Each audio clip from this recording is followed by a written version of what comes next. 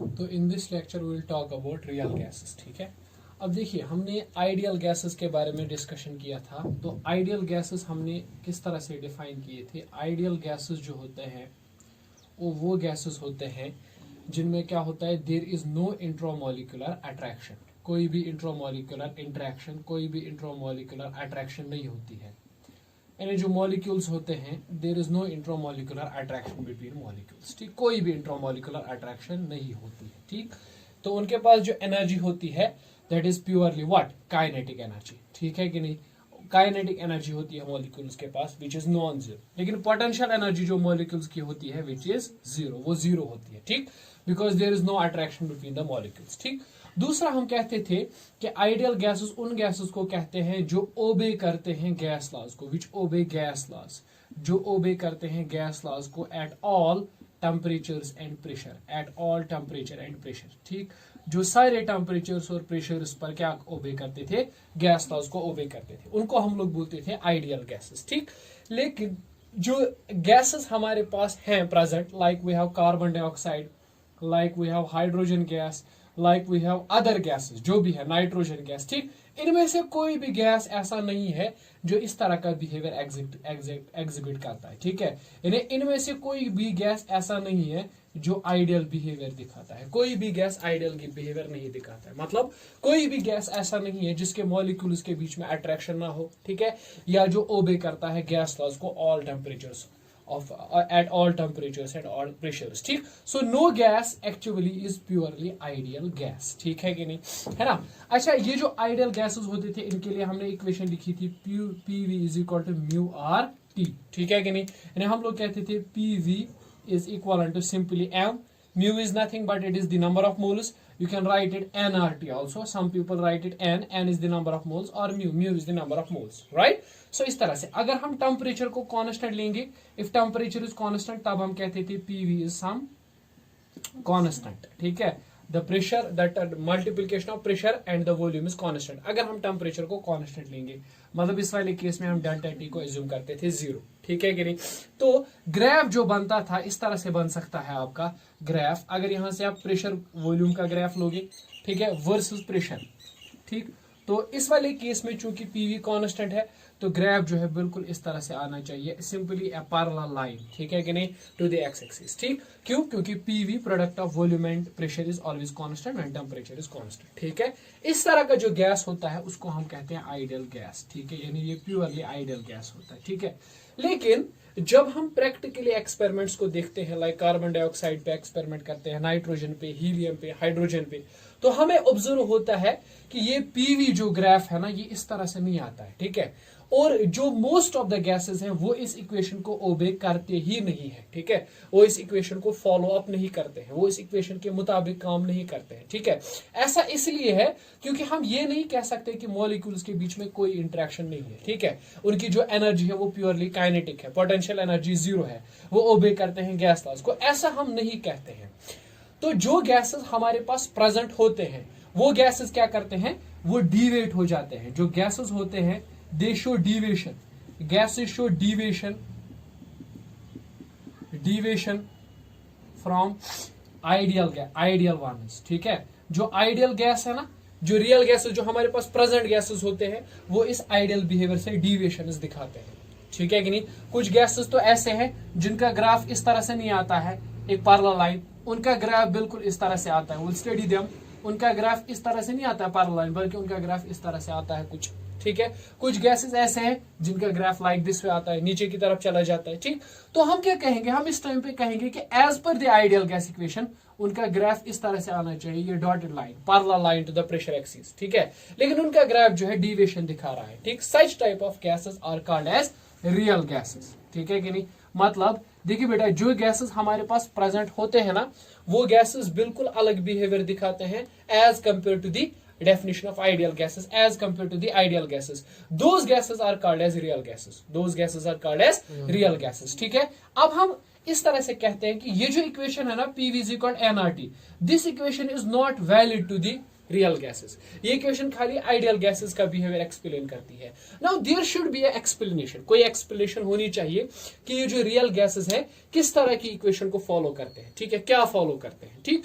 तो इसके लिए हम लोग क्या करेंगे, first of all will try to understand that इस इक्वेशन को कैसे मॉडिफाई किया जा सकता है, ठीक किया जा सकता है, सो दैट हम रियल गैसेस का बिहेवियर स्टडी कर सके, ठीक है। और ये भी जानने की कोशिश करेंगे इस लेक्चर में कि जो रियल गैसेस होते हैं वो किस तरह की डिविएशन दिखाते हैं, कितनी डिविएशन वो दिखाते हैं आइडियल गैसेस, ठीक है, and those deviations, how those deviations can be calculated, और गैसेस की जो प्रॉपर्टीज हैं उन पर उन डिविएशंस का क्या असर पड़ता है, ठीक है। ये सारा कुछ हम इस लेक्चर में डिस्कस करेंगे, ठीक। But before moving to some other point, मैंने आपको ये चीजें जो है यहाँ पे रिवाइज करवाई, ठीक। तो you have to keep in mind these things, ठीक। यानी आपको ये मान के चलना है कि जो रियल गैसेस है उनमें पीवी इज इक्वल एनआरटी नहीं होता है, ठीक है। सबसे पहली बात तो ये, उनमें पीवी इज इक्वल एनआरटी नहीं होता है। उनमें क्या होता है, PV is not constant at temperature, when temperature is constant. यानी हम इस तरह से कहते हैं कि वो गैसेस जो होते हैं they do not follow the ideal gas equation. उनमें ये नहीं होता है, उनमें PV is equal to nRT नहीं होता है, ठीक है कि नहीं।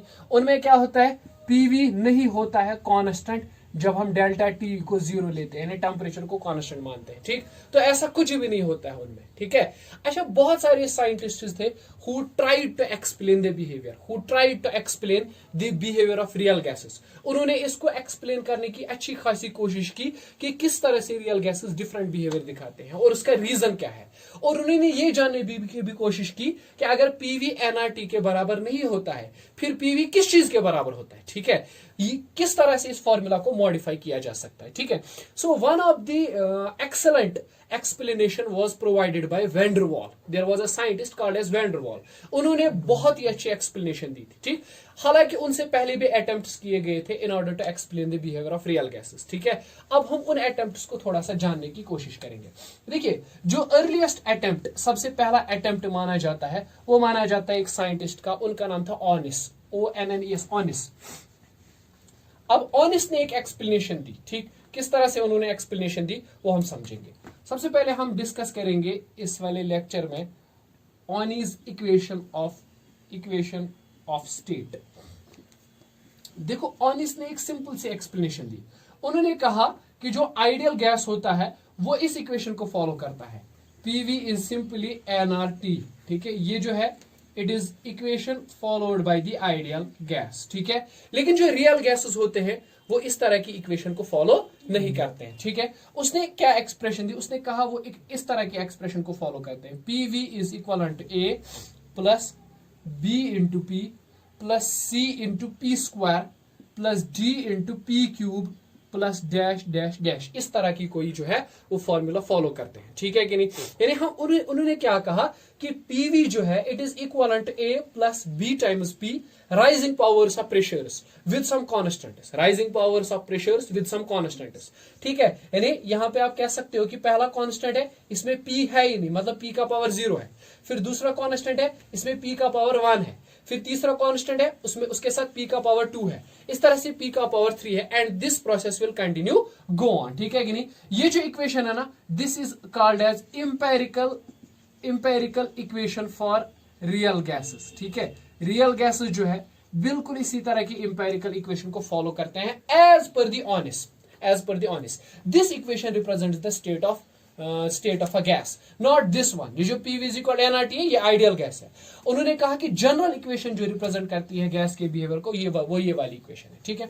अब आप इसमें सोचोगे कि ये ए बी सी क्या है, A B C D dash dash dash are characteristics of gas. ये गैस के कुछ कैरेक्टरिस्टिक्स को डिनोट करते हैं, कुछ प्रॉपर्टीज को डिनोट करते हैं। Characteristics of gas at fixed temperature. देखिए, इस इक्वेशन में कहीं भी टेम्परेचर नहीं आता है, ठीक है। मतलब इस इक्वेशन को डिराइव करते वक्त ये दिमाग में रखा गया है कि टेम्परेचर को क्या लिया गया है, कांस्टेंट लिया गया है, ठीक है। So therefore A B C and D they are all constants मगर कैलकुलेटेड एट फिक्स्ड टेम्परेचर, ठीक है कि नहीं। एंड ठीक these constants are called as इनका नाम रखा गया था वायरल कोफिशिएंट्स, ठीक है, they are called as virial coefficients. ठीक, sometimes this equation is called as virial equation. ठीक है, कभी कभी इस इक्वेशन को वायरल इक्वेशन भी कहा जाता है। ठीक है, अब आप एक चीज कर सकते हैं, इफ प्रेशर इज वेरी लो, अगर कोई गैस है जिसमें क्या है, प्रेशर बहुत ज्यादा लो है, प्रेशर इज वेरी लो, ठीक, मतलब जो P है that is tending to zero, pressure is very low, तो हो जाएगा क्या, उस वाले केस में क्या हो जाएगा, देखिए इस साइड पे ये जो P है ना, it will tend to zero, P क्या हो जाएगा, टेंड टू जीरो। ठीक है, प्रेशर अगर हम बहुत ही कम लेंगे, इस तरह से हम एज्यूम करते हैं प्रेशर बहुत कम है, यानी हम बात कर रहे हैं एक परफेक्ट गैस की, परफेक्ट गैस में P होता है almost zero, when P tends to zero. ठीक है, जब प्रेशर बहुत कम होगा तो ये वाला कोफिशिएंट जो है वो जीरो हो जाएगा, ये वाला कोफिशिएंट भी जीरो हो जाएगा, ये वाला कोफिशिएंट भी जीरो हो जाएगा। इन टर्म्स में क्या है, P है, तो सारे टर्म्स जीरो हो जाएंगे और हमारी इक्वेशन कहाँ रिड्यूस हो जाएगी, PV is equal to A। ठीक है, यानी P into V is equal to A, यानी is equal to some constant. ठीक है कि नहीं। और इसका कहना था कि इस A का वैल्यू फिर साइंटिस्ट ने निकाला था RT, तो हमारी इक्वेशन इस तरह से बन गई थी, PV is equal to RT, right, which is the ideal gas equation. ठीक है कि नहीं। ऑनिस का कहना था कि जब हम प्रेशर को बहुत कम लेते हैं, बहुत कम प्रेशर को कंसिडर करते हैं, तो ये जो इक्वेशन है ये बराबर आइडियल गैस इक्वेशन की तरह हो जाती है। ठीक है कि नहीं। जैसे कि हमने कहा था कि जो बहुत सारे रियल गैसेस होते हैं वो बिहेव करते हैं एज आइडियल गैसेस, वो बिहेव करते हैं as ideal gases when pressure in them is very low. जब उनमें प्रेशर बहुत कम माना जाता है उस टाइम पे वो बिहेव करते हैं एज एन आइडियल गैस। ठीक है कि नहीं। तो इस इक्वेशन से भी यही पता चलता है कि अगर प्रेशर बहुत लो होगा, P को टेंड करेंगे जीरो, तो उस टाइम पे क्या हो जाएगा, PV जो है वो RT एक कांस्टेंट के बराबर रिड्यूस हो जाएगा, RT के बराबर हो जाएगा। ठीक है, तो यहां पर तो ये एक्सप्लेनेशन फिट बैठती है कि किस तरह से हम आइडियल गैस इक्वेशन को डिराइव करते थे। ठीक है, उनका मानना था, ऑनिस का कहना था कि साइंटिस्ट ने PV is equal NRT derive की, क्योंकि उन्होंने एक पर्टिकुलर केस को कंसिडर किया हुआ है। ठीक है कि नहीं। एक जनरल फॉर्मूला जो है वो इस इंपेरिकल फॉर्मूला है। ठीक है, क्योंकि अगर आप इसी में P को टेंड करेंगे जीरो, प्रेशर को बहुत कम लेंगे, तो ये जो इक्वेशन है it will reduce to what, it will reduce to ideal gas equation. ठीक है कि नहीं। अब ये जो है ना यहाँ पे B is called as a second virial coefficient. ठीक है कि नहीं। A is the first virial coefficient, B is the second virial coefficient. और ये जो सेकंड वायरल कोफिशिएंट है ना, ये बहुत ही इंटरेस्टिंग चीज है, बहुत ही इंटरेस्टिंग। जब इस सेकंड वायरल कोफिशिएंट के ऊपर बात करेंगे तो सेकंड वायरल कोफिशिएंट में मैं आपको बताना चाहूंगा कि जब टेम्परेचर बहुत कम होता है, लो टेम्परेचर होता है, तो इस B का वैल्यू जो है वो नेगेटिव आता है। ठीक है, at very low temperatures the value of B is negative, the value of B is negative. मतलब मैं इस तरह से बोल रहा हूं, at low temperature B is less than zero, B का वैल्यू जो है वो जीरो से कम आता है, नेगेटिव आता है। ठीक है, लेकिन जैसे जैसे हम B को बढ़ाते हैं, सॉरी टेम्परेचर को बढ़ाते हैं, एज टेम्परेचर राइजेस, जैसे जैसे टेम्परेचर बढ़ता है B का वैल्यू भी बढ़ जाता है, इंक्रीज हो जाता है। ठीक है, मतलब देखो अगर B का वैल्यू माइनस है, ठीक, टेम्परेचर बढ़ाओगे तो B का वैल्यू जो है वो बढ़ जाएगा, वो जीरो की तरफ आना स्टार्ट करेगा। ठीक है कि नहीं, है ना। ठीक, rises, value of B increase हो जाता है। ठीक है, और देखा गया है एग्जैक्टली एट रूम टेम्परेचर पर B का वैल्यू जीरो हो जाता है। ठीक है कि नहीं।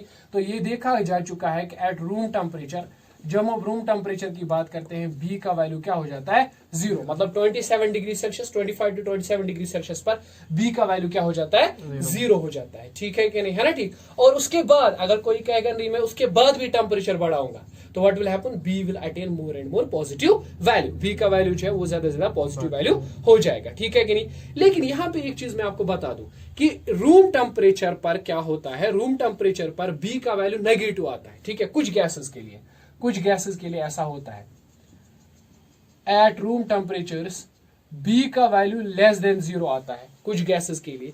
इनमें आता है ऑक्सीजन आता है। ठीक है कि नहीं, ऑक्सीजन आ जाता है, इनमें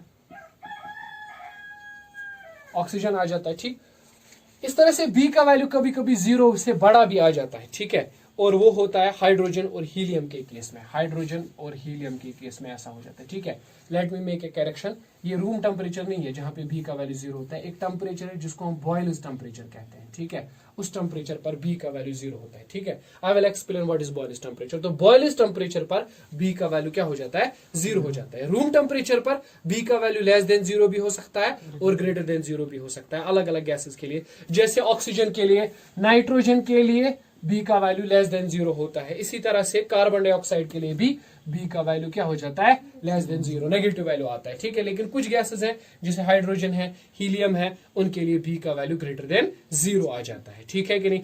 और एक अजीब सी बात यहाँ पे और देखी गई है, वो ये कि अगर आप इस इक्वेशन को डिफरेंशिएट करोगे with respect to pressure, if you differentiate this equation with respect to pressure, तो व्हाट यू विल गेट। आप इस चीज पे ध्यान रखिए, अगर आप इस इक्वेशन को डिफरेंशिएट करोगे विद रेस्पेक्ट टू प्रेशर, तो what you will get, you are going to get like this way.